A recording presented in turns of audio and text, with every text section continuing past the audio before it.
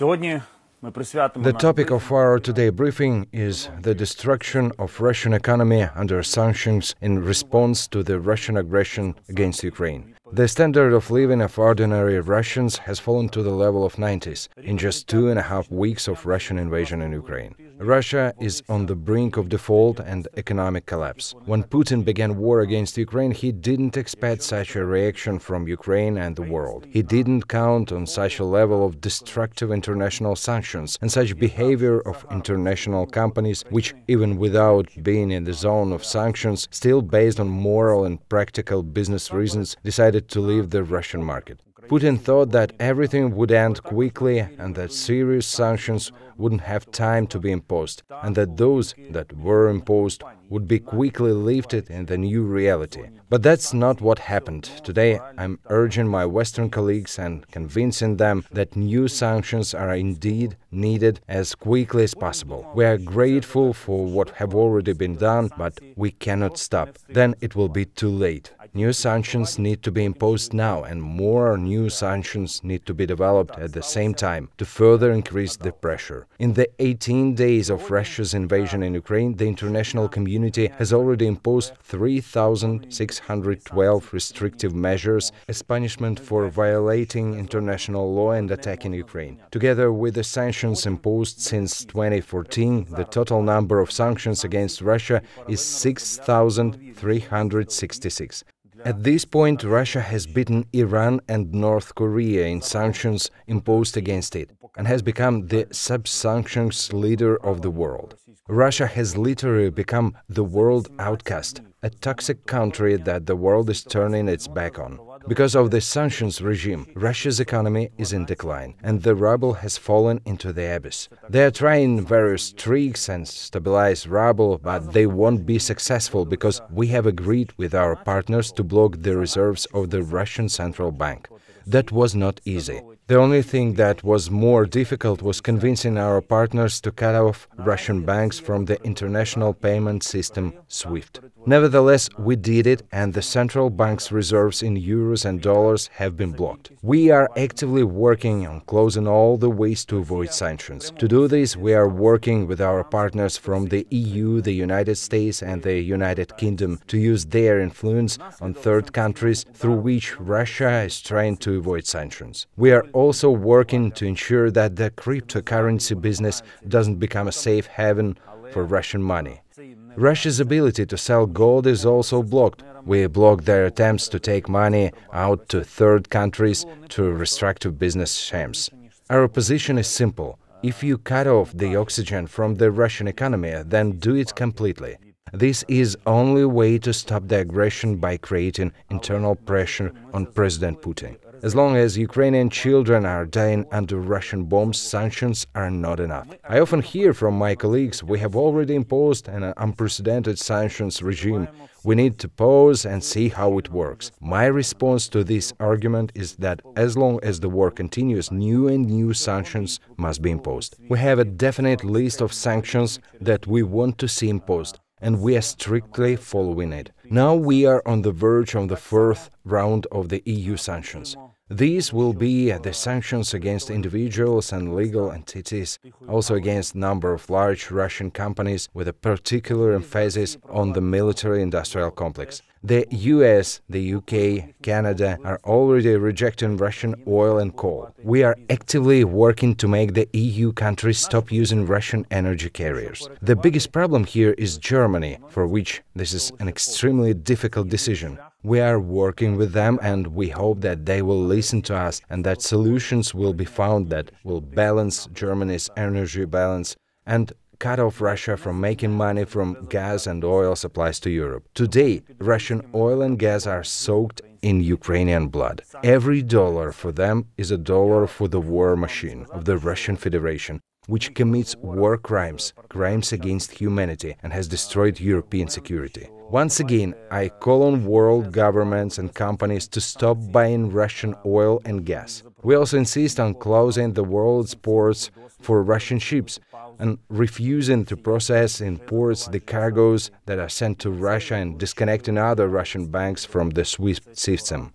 First of all, Sberbank of Russia. In addition to governments, international companies are refusing to work with Russia en masse. And this connection, I want to thank Ukrainian communities and activists abroad who on their own initiative put pressure on these companies explaining why working with Russia is wrong.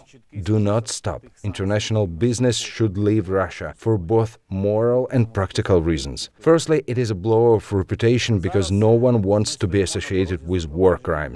Secondly, the Russian economy is rapidly approaching collapse. The Russian government's economic policy is becoming increasingly unpredictable. Companies are leaving now rather than pull their capital out of ruins of the Russian economy later. And this must be done now. The Russian government is already threatening nationalization. It is absolutely unpredictable. International capital must be aware of these high risks and minimize them. Almost 3 weeks of war. And you see that Putin has practically destroyed the investment climate, the business climate, Russia's reputation as business partner. As of this morning, 209 companies have completely left the Russian market and stopped interacting with Russian partners. 378 companies have partially restricted work. We are not happy with it. We know these companies, we know their maneuvers and tricks to stay on the Russian market in one form or another. We will pressurize them. The list of companies that made exodus includes the most famous global giants, which are backbone for the Russian market. They leave, creating huge holes and problems for Russian consumers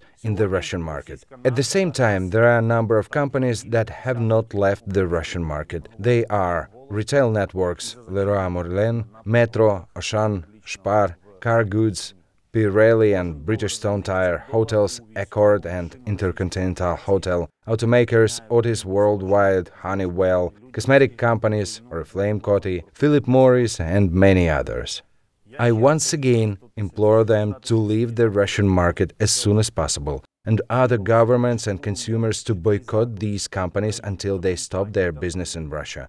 This war must be stopped now by all possible means. Ukrainians are stopping this war with their blood, their suffering and destroyed cities. The least business can do is to leave Russian market and in this way to help stop the engine of Russian aggression.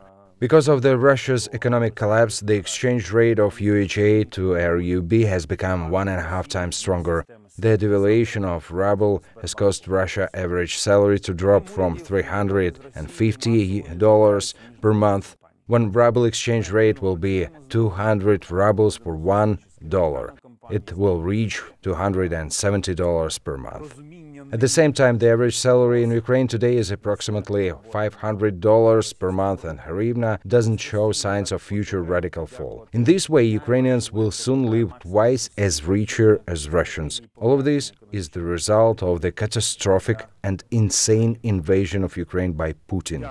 Each day of this war makes Russians even poorer. We also work with international partners over support for Ukrainian economy and business. President, Prime Minister and the government work each day to reshape economy for the improved comfort of Ukrainian citizens and entrepreneurs. Our entrepreneurs are in tough spot right now. I want to assure you that the government does all in its power to alleviate the burden of war for Ukraine. Thank you, I'm finished.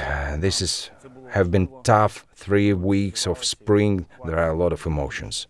One of the European ministers said to me, Dmytro, you did a lot of shouting, a lot of demanding and shaming, but ultimately this was a correct thing to do. These 3 weeks have been hard. They were not very diplomatic, but this is war, and as such, we have wartime diplomacy. The main thing is result, so I have told you about that we are moving forward and that we will carry on to the victory of Ukraine and the whole peaceful world. Now I'm ready to answer a few of your questions. What more weapons did Germany promise? What sanctions are they blocking? What has been done to change their mind?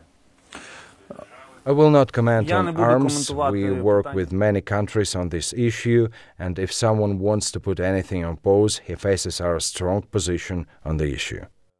Regarding sanctions, Germany has played a key role during the implementation of first sanction package of EU and in Nord Stream 2. We are grateful for this, and we respect this contribution of Germany in a fight with Russian aggressor. But the war continues, and we need to inflict more and more pain onto Russia. As Russia doesn't stop to inflict pain to us with rockets and shells, in the same way EU, including Germany, shouldn't stop. As such, we proposed new sanctions that must be implemented. And on those issues where we see a reserved position of Germany, the first cut-off of the Russian banks of SWIFT, second, the sale of Russia's energy sources to Germany. Yes, there is an objective problem of the Germany dependence on Russia's energy sources, but they can be solved if there is a political will to combat these challenges. So now there are two key issues we have with Germany. CNN, what is your position on the USA journalist killing? Well, I would like to express my sincere condolences to the relatives and friends of the killed journalist. He fell a victim of the Russian aggression. He was killed by the Russian army operating in the suburbs of Kiev.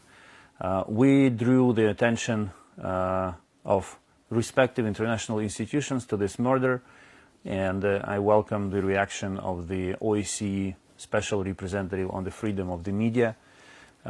We believe that Russia, that this journalist who was wearing who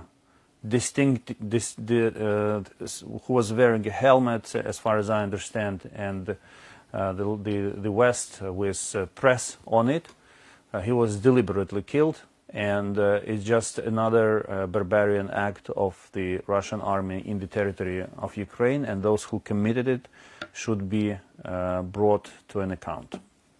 Civil media frontline North Macedonia, what NATO and international community can do to protect your nation and stop onslaught of civilians? Weapons and sanctions. This is what the international community can do. Weapons to Ukraine, sanctions against Russia. And we've been very open about it. We need to strengthen significantly our Air Force, and therefore the best thing NATO allies can do now is to provide Ukraine with all necessary fighting jets and attack planes, which will allow us to balance the military situation in the sky, because most of the casualties that we suffer is a result of bombardments of our cities from the sky. This is the best. This is the most needed support. Second, we are using a lot of. We mostly use weapons which come from the Soviet times. So it would be extremely important if all countries who have Soviet weapons produced in Soviet era in their warehouses would hand over them to us to strengthen our defense capability. And when it comes to sanctions, disconnect Russia from SWIFT entirely. All Russian banks must be disconnected from SWIFT. Stop processing Russian cargoes in ports.